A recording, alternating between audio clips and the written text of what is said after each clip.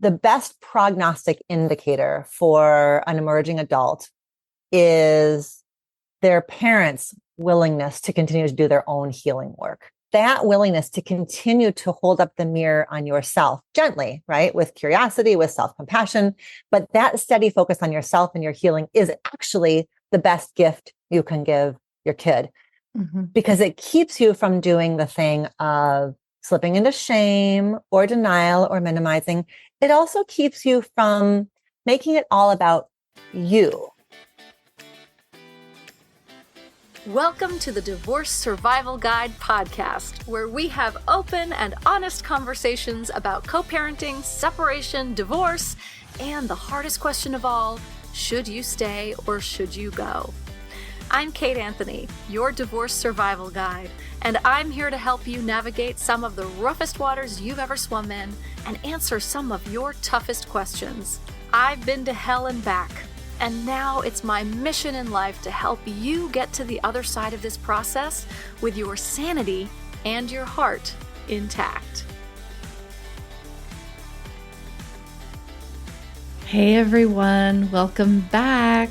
I hope you all had a lovely and relaxing Mother's Day. And if you didn't, I want you to take some time to kind of write a little bit of a post-mortem so that you can remember next Mother's Day what to ask for, what to plan for, just how to kind of take care of yourself, right? Sometimes we forget a year later. So just take a minute, make some notes. I think I told you this last week how I do it. I put it as a reminder in my phone to come up the next year. However you want to do it, I would love to see you take care of yourself in that way, in some way. And if it was great, write that down too. Like what worked? I will say that I had one of the best Mother's Days I have ever had this year. And I'm, fucking thrilled about it. Usually it's incredibly disappointing and disheartening and sad and stressful because everything's on me somehow. And this year it wasn't. And it was wonderful. And I had my amazing boyfriend with me by my side, and that always makes everything better. But being partnered on the holiday was really just special. I hope that for all of you too in the future, if that's what you choose, to either find someone in your life who's special and who supports and loves and honors you the way that you deserve, or for you to do that for yourself. So I want to shift gears here, and we are going to talk about today's episode. Dr. Alexandra Solomon is back with me. She is internationally recognized as one of today's most trusted voices in the world of relationships. I adore her. She's been on the show a few times, and I am so happy that she came back today. We're talking about parenting through regret and repair. So when you've left a toxic marriage and your kids, especially your adult kids, have spent years steeped in that environment, the guilt can be crushing. And a lot of moms want to know, how do I help my kids heal? How do I set them up for success when I feel like I've already failed them by keeping them in this toxicity for as long as I did? We're going to get into the deep stuff today and talk about what it means to let our children hold their truth, even when it hurts us a little bit. And we're going to talk about how your healing is the best gift that you can give your child. Guiding them towards doing their own work through doing your own work is going to be really important in this process. Lots of juicy, deep stuff and hard stuff in this conversation. But for every mother who wonders if it's too late to get it right, it is not. It's never too late. So here's my conversation with Dr. Alexandra Solomon. Alexandra, thank you so much for coming back on to the show. I love talking to you always. I'm always a yes whenever you reach out because I love talking to you as well. I love it. Yay. There's a couple things that I want to talk about today, and I think they are somewhat in the same vein, really. But A question that I get often from my listeners and from my clients is about when they, especially if they have adult children and they're finally getting out of this toxic and abusive relationship, marriage, their children have been steeped in that trauma for so long. Mm-hmm. The question is like, how do I help them heal? How do I help my kids heal while I'm kind of going through it? And how do I set them up for success when I feel like I've already failed them? Oh, yes. First of all, I have the utmost respect for anybody who would sit with this question. Because think about how many people there are who raise their kids in toxic and abusive households. And then when their kids were adults, if they, God willing, got out of it, said to their kids, it didn't happen. It wasn't that bad. Don't worry about it. So anybody who's going to say to their kids, I am an ally to you in your healing, that is so courageous. And that is not to be minimized or the volume turned down on that even a little bit. So right there, your willingness to say, listen, I didn't know then what I knew now. I couldn't do then what I did now. And I'm here with you. That requires, there's so much courage in that. There's so much, in order to do that, you have to resist the pulls of shame, the pulls of denial. So even to be able to look your kids in the eye and say, all right, I'm here with you, baby. Like, how do I support you on your healing journey? That's beautiful. That counts for a ton. That's where I want to start us. You know what? Thank you for saying that, because I think that is so, so true. And I think it's also the first step in all of this, right? To have your children experience being witnessed by you is kind of step one. Yeah. Right? To say, right. Yeah, you're right. And to name the thing, to unravel any sort of feeling of doubt or gaslighting that they may have felt in their childhood, all of that, to say, to acknowledge it, to name it for them. It's really powerful. It's really powerful. And it also is, I want to also put this in a normative developmental frame. So if I'm talking like directly to the listener now, if you take your toxic abusive marriage and you put it off to one side and you just put yourself face to face with your emerging adult kid, part of the parenting of an emerging adult kid is bearing witness to all of your slip ups, all of your short-sightedness, because the only way a kid, the fancy word is differentiate. What emerging adulthood is about is differentiation. Differentiation means I can see my mom as a woman, as a human, not just my mom. So every single kid who ever leaves the nest and forges a path of their own has to be able to develop a measure of critical thinking skills vis-a-vis their parent. I'm the parent of two emerging adult kids. And I tell you what, I've been going through the ringer for the last few years, my kids now, when they point out the ways that I came up short, the things that I didn't do, and I have to take a deep breath, put a hand on my heart, ask my inner child to go take a little rest because, I need a more empowered version of myself to bear witness to my kids' reckoning. But I know the thing I remind myself of is this has to happen. Our kids have to be able to see us as fallible. They have to be able to think critically about their own childhoods. That is part of differentiation.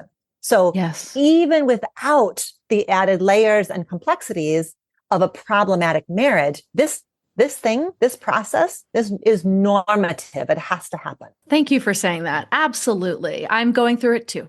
And it's, and it's not for the faint of heart. It is not. And mine's not leaving the nest, by the way. So there's all of that. I mean, absolutely. Right. And there is so much of that in our parenting journey along the way where we're going, is this just normal developmental stuff, or is this actually being informed by what is happening in the home? Right. And sometimes it's really hard to pull those things apart. And I think the next piece of it is, what all of the research about child, emerging adult development shows is the best prognostic indicator for an emerging adult is their parents' willingness to continue to do their own healing work. A parent with anybody, the people in your community are seekers, right? They're on their healing journeys. They're pattern breakers. They are trying to learn and shift and grow. And that willingness to continue to hold up the mirror on yourself gently, right? With curiosity, with self-compassion. But that steady focus on yourself and your healing is actually the best gift you can give your kid, because it keeps you from doing the thing of slipping into shame or denial or minimizing. It also keeps you from making it all about you. I think one of the mistakes that self-aware parents make is every single challenge that their kid faces, they draw a line from that kid's challenge to their own parental F-ups. And there's a way in which that overcorrection, that saying, aha, that thing you're struggling with now, that's because I didn't do this and I fell short on this and da da da da. And there's a way that when we do that, what we think we're being is responsible and taking accountability. But there's a way, if we do it too much, we rob our kid of the blessings and the gifts of their own journey. You know what I mean? Yes. And it's a hard balance, right? Because we do want to be like, oh God, shit, I did that thing. And that's what that's what it is. It's my fault or whatever, that, because we feel like that can take it away or that can heal it or explain it, rather than allowing them to just have had their own experience, whatever it is. Right. Yep. And rather than be the one to heal it and fix it, be like, you know what? That might be something this is why I think all parents should pay for our kids' therapy. That was my next thing. That's my next thing. It should be you like, do something? Yeah. You want to do something? Right. Pay for therapy. Right? Like, yes, that's right. Perhaps we did do it. And perhaps because we all do, as you said, like we, as parents, part of our job is fucking up. Like that's just the deal. And so we're not going to do it perfectly. We're not going to not hurt them, but to give them the tools and the explanations and the understanding to be like, you know what, that's something, you're right. That might have been a big issue for you in your childhood. I don't think maybe I'm not the person to talk to about it. Yeah. Right. Yeah. Because I'm going to have my own bias on it. Well, okay. So I guess what we're saying here is being careful to not rob your kid of the ability for them to story it for themselves, right? Because because my kids will be like, Mom, back up, because I'll be like, oh my God. Okay. This thing you're dealing with is because I did this and da da da. And it ends up feeling really claustrophobic for them. It's like I'm too much in their experience trying to narrate it and put it together for them. So it's like, can we stay on our own side of the street? And yes, be accountable, be bearing witness, as you said before, without going faster than them and trying to create the story of it for them, because then that's, I think, the part that robs them of the ability for them to put it in their own context. There's such a privilege to be able to write your own story. And if your parent, in an earnest effort to be accountable, is going faster than you, then what we're doing is robbing our kids of the chance for them to create their own story. And it's really hard for us as practitioners, right? Like, you're like, it's like we have studied this. We understand. We know what's going on. Right. And so, and even more so important for us to stay out of it. Right. That's right. That's right. That's right. Your clients and your listeners who are concerned about this are concerned for good reasons, because the research does indicate that those of us who grow up in homes where we witness unhealthy dynamics, we are at risk of repeating them because it's what we learn love is, what relationships are. It's the template, what I call the love templates. Your listeners who are concerned they're not pulling that concern out of thin air, right? So it's just what we're finessing here is the how. So that's right. That's right. And I think that it's important to also point out that, like, it doesn't mean it's too, because the shame and the beating up of the self in the, oh my God, I didn't leave sooner, because, like, look what I've done. I've created this blueprint. I've already installed the template. It's my fault because I didn't get out sooner. It doesn't mean it's the end of the road, right? Yeah, that's right. That's right. Yeah. That's right. We're still, our parenting doesn't stop when our kids turn 18. And we have, I've had the privilege of for 25 years teaching this undergraduate relationship education class called Marriage 101 at Northwestern. And so I'm with students, when they're at that emerging adult inflection points. And that is one of the things that just stands out so clearly to me is that their childhood is over, but they're now entering this phase where they're seeing they're getting to have that grown up to grown up relationship. And so lots of them will get to witness their parent perhaps in a second or third relationship that is healthier because now the parent has got some skills and perspectives they didn't have before. And so those relationships like that, that the step parent that you inherit when you're 25 or whatever, it doesn't become a step parent in the same way, but my gosh, that relationship becomes another kind of offering. None of us are ever fully cooked. So we're always learning things from the relationships we get to witness up close. So when you love again, if you offer something different to your kids, that relationship also gives your kids, your adult kids, all kinds of lessons and windows and insights, Absolutely. Absolutely. And I think that's so important. Just, on a personal note, the reason I was single for 8 years was that I was not willing to settle, partly because first of all, I could not be in another toxic relationship. I was like, forget it. Like, I would rather be single. Yeah. I would rather model to my child what, singlehood, being okay, being single, being okay, not being in a relationship is rather than like a revolving door of more toxicity. I'm super, super psyched and blessed that something totally extraordinary has come into my life and that he does get to see that, right? Because he has not seen that from either of his parents and, forever. So I think it's really exciting, but also I was willing to just be alone in that. Right. And I do hope, like my biggest hope for one of my biggest hopes for my relationship with Ethan is that my son gets to see somebody just like totally fucking adoring me. Yes. And, that I totally adore and that it's like, wow, that's a thing. I mean, it's crazy. It's crazy. But, and I think we can talk about sort of what gets us there, right? But I want to keep the focus on the children right now. I'm doing a very good job. I'm doing a very good job of not derailing us into like, okay, give me all the dirt on you and Ethan. I want to hear the whole story. I'm doing a very good job of, resisting the urge to be like, spill the tea. Because I see you on where, I have seen your posts and I'm like, oh my God, I'm cheering for you. I'm cheering for Ethan. And it's just beautiful. Thank you. I love a love story. It is. Listen, it is. I literally didn't know that it could be this good. Like I had no idea. I always see people and I'm like you and your husband and like, other friends of mine and they're like long-term, and I'm like, yeah, it's probably too late for me to find the person who's going to be like literally my best friend. And, like we are so compatible. It's bizarre. Aww. Whether we're like doing chores or, whatever it is, it doesn't matter. We're having a blast and so much fun. And then also like real intimacy and to experience this and to know that that's what I'm now get to model to my kid is like, oh my God, what a privilege.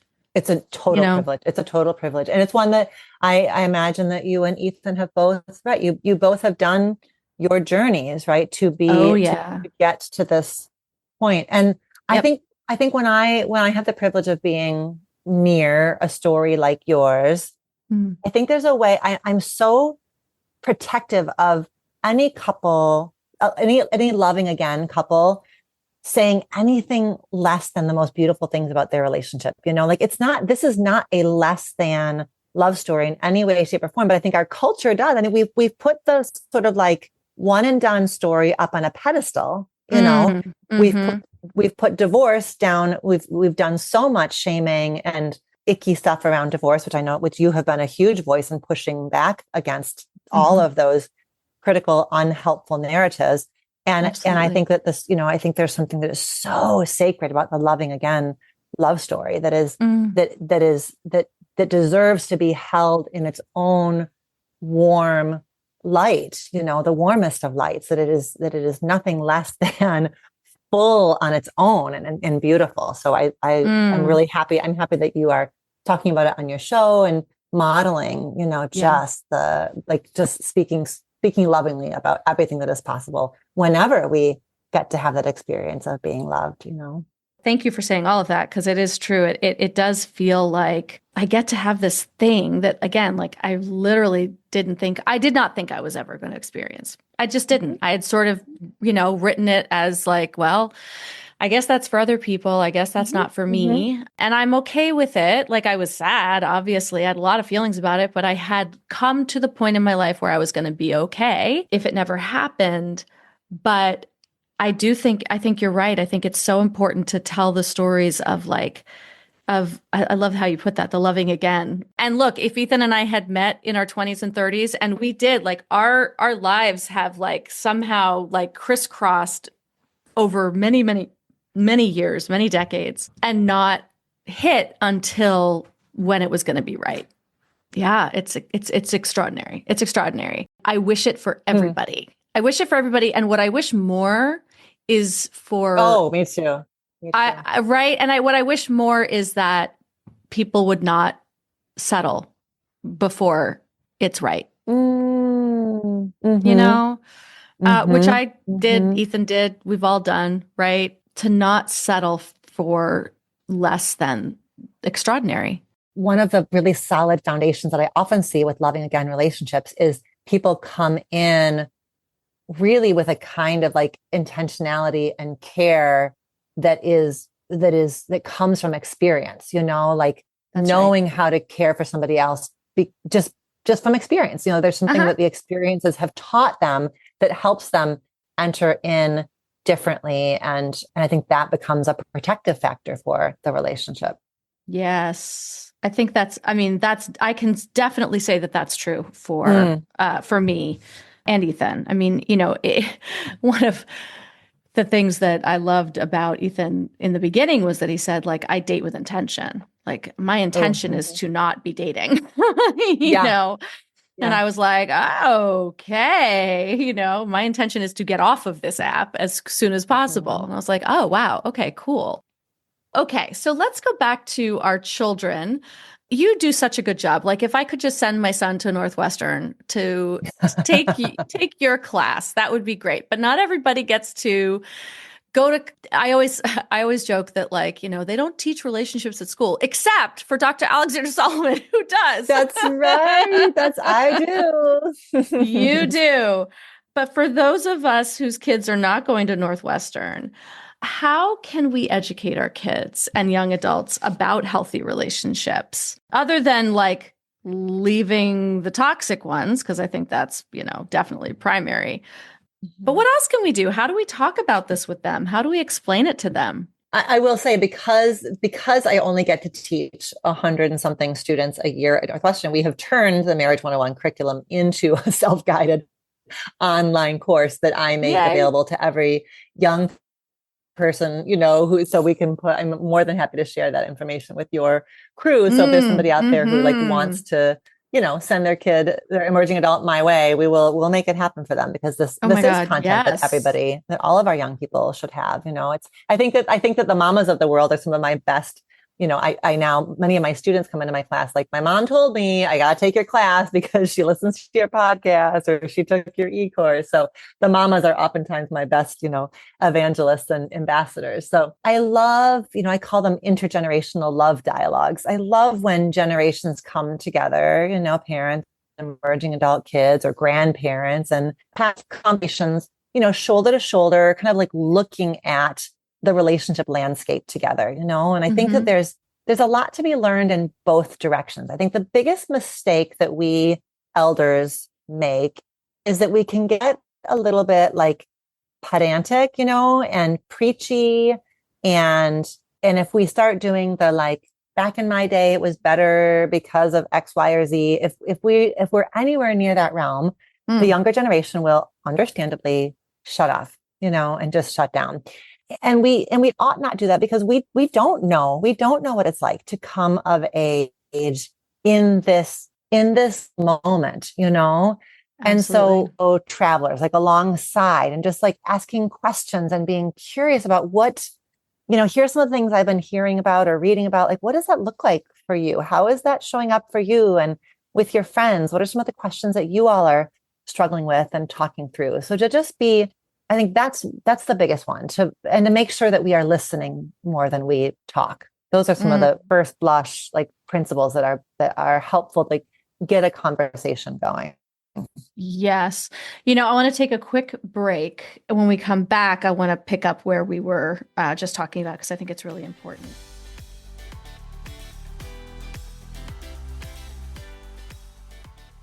Divorce is hard. No question about it. The uncertainty, the isolation, it can feel like you're drowning. But you don't have to go through this alone. There's a place where you can gather with other women going through divorce and get expert advice from professionals like me. Phoenix Rising, a divorce empowerment collective. Phoenix Rising is an ongoing group coaching program designed to walk you through some of the hardest parts of your divorce in community with other women who are going through it too. In Phoenix Rising, you get 3 live coaching sessions with me every month, plus a guest expert call with a top industry professional every month. You'll learn exactly what to do, when and how, but more importantly, you'll have a community of women who truly understand. Because when women come together and share their stories, something powerful happens.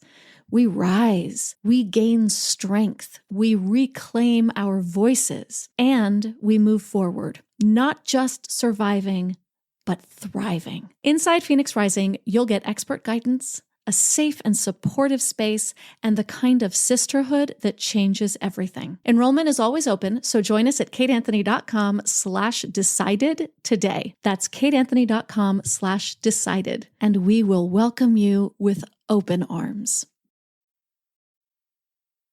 Okay, guys, I have to tell you about something that has seriously made my life easier. Wild Pastures. So I've been ordering from them for the last few months, and I love having high quality pasture-raised meat right in my freezer, ready to go whenever I need it.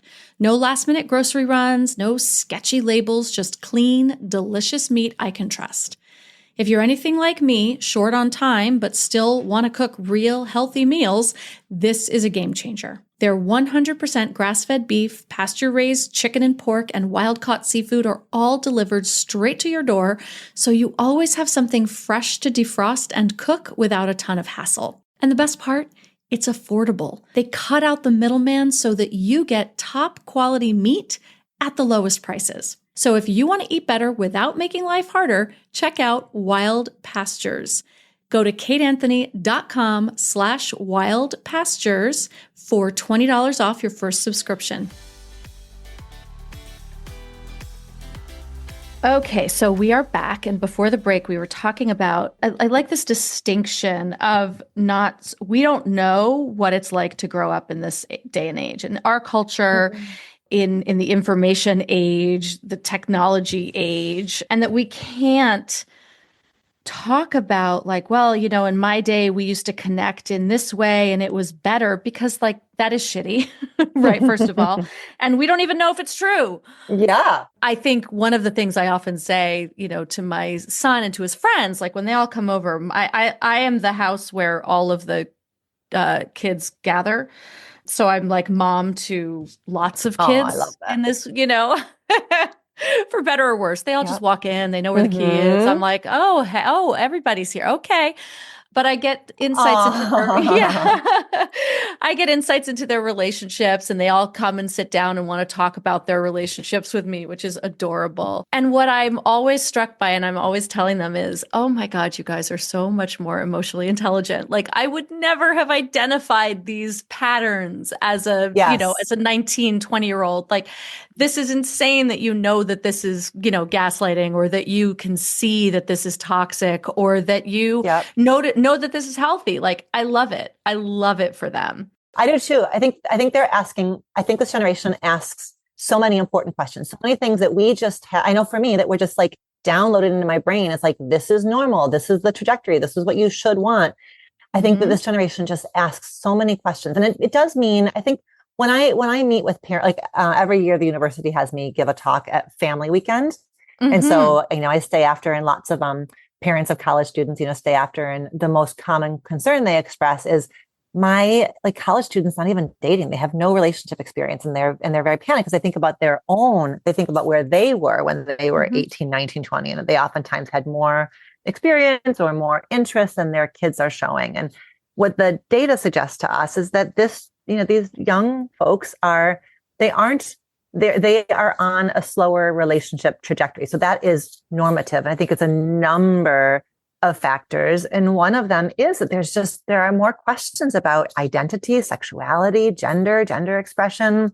What kind of a relationship do you want? And I think when there are more questions about the self, it does understandably create a delay in relationship experience. Like, I got to get my own house in order before I start exploring. And I sometimes will push back a little bit on my college students and say that, sometimes you don't know. The best way to learn about yourself is putting yourself in the ring. So I think there is sometimes in the younger generation, like a bit of perfectionism. Like, I have to be totally, totally okay before I try dating and sex and relationship experience. And I try to soften that message a little bit, because I think there's a lot of truth, some truth in the middle there, because our relationships are the most powerful crucibles for growth and self-understanding. But they're worried. They're worried about getting their hearts broken, and they're very worried about hurting somebody else. They're very worried about breaking somebody else's heart. So all of that caution, which is, not unfounded. This generation struggles more with mental health challenges than earlier generations as well. So it's not unfounded concerns, but I think there's oftentimes, just maybe a little bit of underestimating people's resilience and capacity to heal. In my class now, I talk about breakups. I talk about healing from a breakup and healing from heartbreak, because that's a skill. It's a skill that every young adult needs to have. Absolutely. Absolutely. I love that. And I think that there is this growing awareness of and acceptance of neurodiversity, mental health, trauma, all of these, quote, buzzwords, but they really are becoming woven into the fabric of our culture and relationships. And so they are, I think we have so much more self-aware, as you say, relational self-awareness. Like, how do I actually function in a relationship? And therefore, what do I need in a relationship? Do you see them being that intentional in that way? I do. I think there's a lot of, there's also these, this generation has a lot of sort of micro identity labels, like lots of ways to kind of in more micro ways define themselves. That is, I think, a reflection of the fact that they were raised by, our generation, which we grew up with Oprah and self-help books. And, so I think we raised our kids to be curious about self and to see self as a project, so that you get to know yourself. And so I think it's part of that. And I think it also is a desire to be known. And so I walk this line carefully to say that all of these kind of micro labels that capture who you are and what you think you want of relationship, those are all wonderful and they are helpful, but they also, just like any label, it doesn't have to be fixed. So be careful to not confound who you are with the label that you're putting on yourself, because you are evolving and you get to evolve and be surprised. I think, the moment you say you couldn't possibly fall in love with somebody like this, the universe is going to send you somebody and, like that. And that's exactly right. Mm-hmm. So I think that's where we can be. I think it's where the older generation, I think we can provide a little bit of that, softening. And I think we can do it from a self-compassionate way. Let yourself, it's okay to be a little bit mysterious or a little bit confusing even to yourself, and to just be careful to not be so fixed, to let yourself continue to grow and to be changed. I think of the self, I think that the nature of the self is relational. So it is precisely in our relational experiences that we learn more about who we are and what we want. So let yourself be moved and changed by all of your relationships, your friendships, your relationship with teachers and mentors, and certainly your romantic relationships. Yes, I could not agree more. Mm. I remember my divorce, and I was single for a while. I was dating a lot, and then I was like, no, I need to be single. I need to like focus on myself or whatever. And I remember my therapist saying like that's not a bad idea, and also you really learn who you are through the dating process. You learn about Mm. yourself, and you can heal through that process as well, because being in relationship, like everybody's great when they're on their own. It's being in a relationship is where shit gets triggered, and you're like, I got to confront that about myself, right? And it's like, as Uh-huh. long as your focus is on yourself in that process, it's a great learning ground, right? We're all amazing when we're single. That's right. Okay, so maybe that's especially where we want your community, where they are folks who are kind of coming through their own divorces, where we want them to be especially careful around their kids' dating experiences. I think when you've gone through a divorce yourself, I think one of the things that a parent can be thinking is this quote unquote, like, I don't want my kids to make the same mistakes I made. That's I think right. that is a Yes. refrain I hear so much. And that is like, to me, that ends up being kind of a nails in the chalkboard thing because a it's very like it's a statement that is not self-compassionate, because it says that you Mm. made mistakes versus what I call them FGOs, fucking growth opportunities. Uh, so I don't like the word mistakes. So I think it's Yes. a like it's self-critical of your own journey. That's And right. B, your kid literally can't make the same mistakes you made because they aren't you. Their context is different than your context. So, and C, it is you parenting out of fear. And so I think that then it it means you're going to be watching your kids' dating life with a fear of what's going to go wrong instead of trusting that it is often in the heartbreak or in the stumbles that we learn what we do want. To your point, like it is, our kids have to have those experiences to teach them about themselves. So I think that when a divorced parent is so concerned about their kid repeating some kind of unhealthy pattern, I think that parent then is going to be watching really fearfully and kind of missing that there's a normative range of stumbles, kissing some frogs before you kind of get to somebody you can make a relationship with. So I would just want kind of extra caution, extra self-care and self-compassion for parents who've gone through divorce as they're watching their Mm. kids start to date. Yes. I always think about the sort of analogy the parenting is like, your kid's walking along the edge of a cliff, and your job is not to like throw a lasso on them and like, or a climbing rig and like tether them Mm-hmm. to the edge of the cliff. It's really to like kind of walk at a distance, got your arms out ready to catch them when they fall, but let them slip and let them stumble and let them, and Yeah. it's like the hardest part of being a parent, right? Is that you don't want your Ah, kids to get so hurt. But hard. then if you look at your own life experience, as you said, they're fucking growth opportunities. And I want my kid Mhm. to grow. I do. I Yeah. don't want to protect him from all the growth that's available to him in these moments. But Yes. also, I don't Even ever want him to hurt. no, You know? that's right. That's right.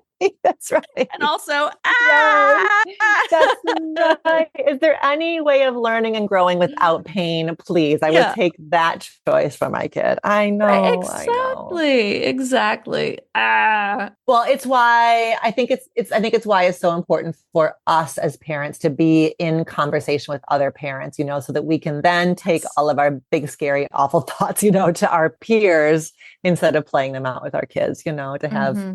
yeah, to just be it because it is the stuff does rattle around in our heads and keep us awake at night. Like that's all very real. And it's ours to manage and, resource ourselves. That's right. That's right. We all need to be in our doing our own work. Yeah. And to bring back what you said earlier, that allowing our kids to have their own path and their own healing journey and not sort of co-opt it from them and make it about Yeah. ourselves it's so important. How do you have these conversations, let's say maybe with your own kids, where you're kind of holding space for both of these things? Like, I've lived life and I have some Right. answers, and I'm a, clinical professional. And also you need to have your own experience and live your own life and have your own growth experiences. This gets to the question that you just asked, but one of the things I was thinking about also as a generational difference is what I've seen. I'm no longer kind of shocked by it because I've gotten used to it. But I remember when it was it was very startling to me when I first started to meet parents of young adults who knew so much about their kids' love lives, parents who who understood about their like emerging adult son's erectile dysfunction, parents who knew about their kids' first sexual experience, like all this stuff, like where kids were opening up to their parents in ways I was like, what are these kids doing? Like my mom knew shit about my love life ever, hell no. Hell and no. so, but now it is normal. And I think it's a really cool transition, like that the family system has made, that there's like kind of a flattening of the hierarchy. And so young adults today really do come to their parents with relationship concerns and questions. But I think the challenge for us then as like sort of Gen X parents is this was not modeled for us. So we're kind of like, whoa, like I know I have moments with my kids where like it's such a privilege, but I'm also aware that there are things that I have access to in my own kids' lives that my mom didn't have access to about my life, Sure. And I think there's a generational difference going on.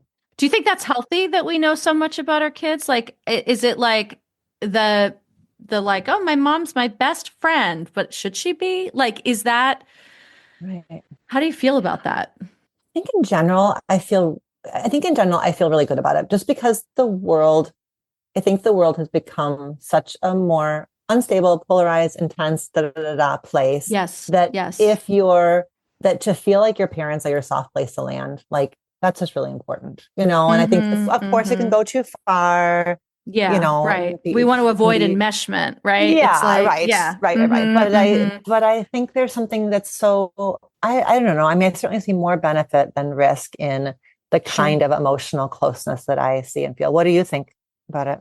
I mean, I think you're right. I mean, I do have that kind of relationship with my son. And I think for the most part, I think the way that I differentiate it is that I let him take the lead in it. Like I'm not prying, I'm not asking too many questions. I'll open the door, but if he's not walking through it, I'm not forcing it. Right. And so it kind of, if it comes from them, I think it's great. You do want to be the safe place to land. Our parents were not. They just were not, and that's no fault of their own, but they just weren't raised in a culture where there was any opportunity for them to have any idea what to do with that. Yeah. And also, by the way, I have 2 kids. I have a son and a daughter, and I won't say which is which, but one of them is a total open book. And the other one, it's like, if the stars are aligned, and everything is like just right, they will open up to me. But even in my own household, I've got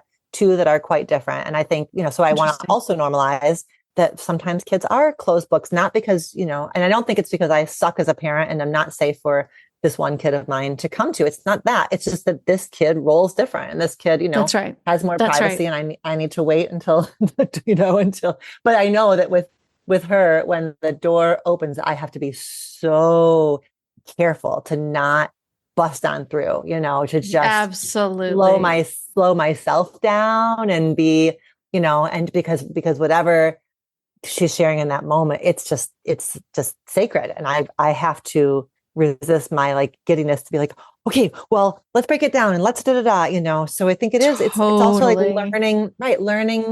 learning your kid. I really like that idea of following their lead and maybe also, and when you do have a kid who's an open book, I think then you do have, I know with my open book kid, I give myself, I speak up more. I'm a little bit more kind of open in my observations, but I think I also have to keep myself in check, because, because it still is his to figure out, he's That's going right. to figure out his own patterns and stuff. Yeah, totally. We could do this all day, Alexandra, but can you tell everyone where to find you? I think your podcast is absolutely a vital resource for everybody. So where can everybody find you, your work, everything you do? And your course. Yes. The best way is through my website, dralexandrasolomon.com. The podcast is Reimagining Love, and it's available. It's a weekly show available wherever you listen to your podcast. But on the website, dralexandrasolomon.com, you'll find links to my books and my e-courses. That one that I was mentioning before is called Intimate Relationships 101. And, we are really careful to not turn people away for financial barriers because the information is so good and important. So take a look there and, reach out to my team if you need. Yeah, and then Wonderful. On social media, I'm on all the socials. All the socials. And now recently on Masterclass. Is that out yet? Is it out? Yeah, it is. I love it. I know it is a really wonderful partnership that I'm doing with a new product that is really an unfolding product called Masterclass in Practice. And so for the next year, we're launching courses, and the first one is available, and it's all about anxiety. And there'll be another one available in May. So every few months you'll get one. So it's part of your Masterclass membership, and I'll make sure that you have the link for the show notes to have people go there. And it's masterclass.com/ I think it's called Anxiety Toolkit, but it's Masterclass in Practice, and it's really such a robust offering. And everything. There's so many incredible courses on their platform. They've really, I mean, I think I joined like the first year, and there was a few things, but now it's become just enormous. So it's really cool. Really cool. Yeah. Amazing. Thank you so much, Alexandra. I love talking to you as always. Your work is just so important, and I'm just grateful for you in the world, and certainly in my world. So thank you so much. Thank you, Kate. You know that I've sent so many people to your work because it is deep and it's robust and it's very trustworthy in a space that I think is where trustworthiness is, a premium. So I appreciate you and the care that you bring to everything that you do as well. Oh, thank you so much. That means so much. Thanks for tuning in to another episode of the Divorce Survival Guide podcast. If you like what you hear, head on over to Apple Podcasts or wherever you listen in and leave me a review. And don't forget to follow me on Instagram at the Divorce Survival Guide. I'll see you next time, and until then, remember, you, my love, deserve to be happy.